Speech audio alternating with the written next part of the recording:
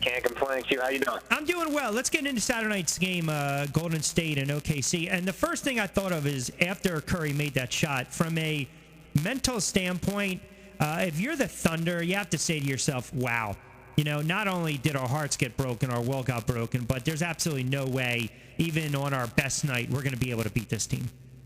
Yeah, you're right, Q. I mean, you got to think, OKC started out as great as you want to start out, especially against Golden State, which is a team that really jumps out on teams early. But OKC, they had the home crowd going early. KD and Russell Westbrook, I mean, they were doing what they do. Russell Westbrook, you know, doing a good job of finding Steven Adams underneath, so being a stud point guard. And, I mean, they had the lead throughout the game, and to see Golden State rally and force overtime and to end the game on that note at OKC, you got to think, 2 times already we've played our absolute best, and it still wasn't good enough.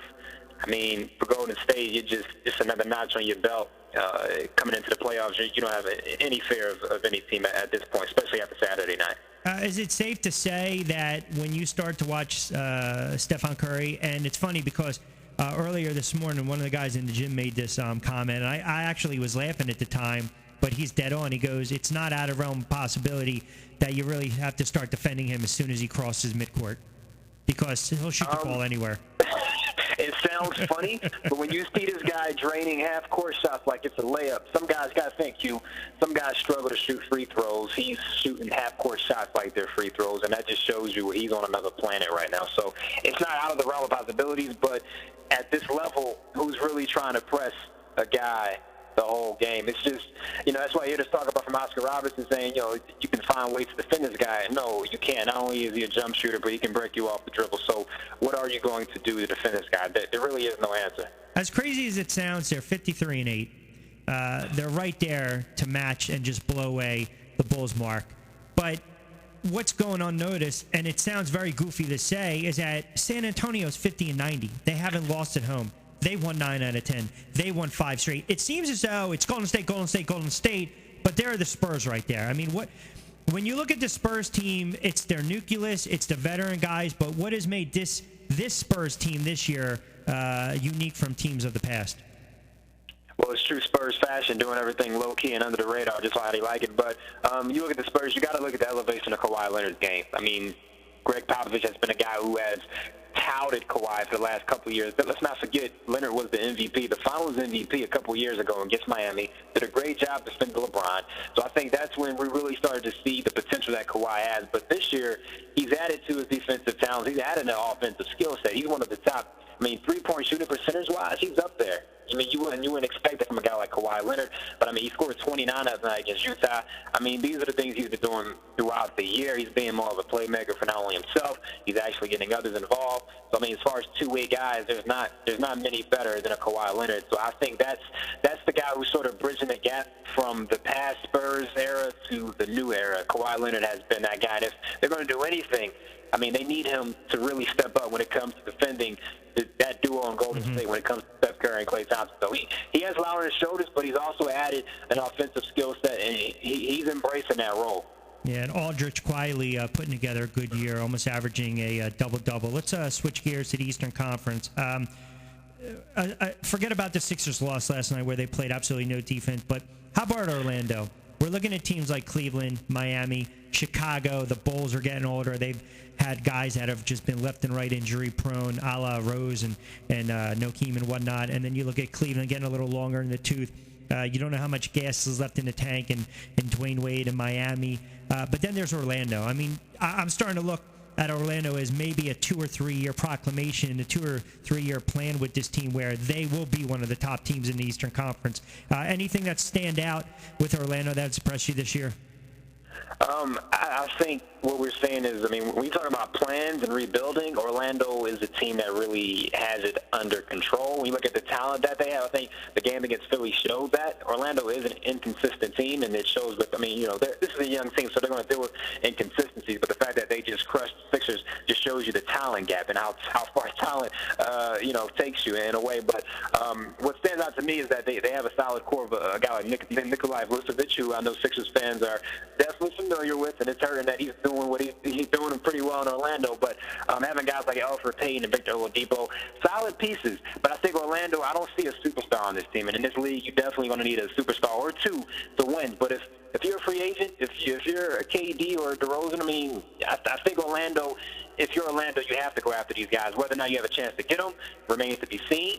But, I mean, I just don't see that superstar guy on the current roster. I see guys who are solid, great pieces to surround a superstar, but that's what they're missing right now in Orlando. But they're definitely on the right track. I see a team like Detroit, another young team. Yep. They have a guy, Andre Drummond, who I think is that guy that they can have and build around. I think Detroit is another young team on the rise that definitely is building around Andre Drummond. Hey, listen, when you look at the gap playoff-wise in the Eastern Conference, and you mentioned Detroit, the Pistons playing very good basketball. They've won 4 straight, but they're right there, right outside that 8th seed looking in, the 9th seed. But when you have Detroit, the Bulls, the Hornets, the Pacers, the Hawks, there's only 2 games that separate the 8th seed to the 4th seed. So, again, you can slice it and dice it all you want. Okay, you're an 8th seed, you're going to get Cleveland.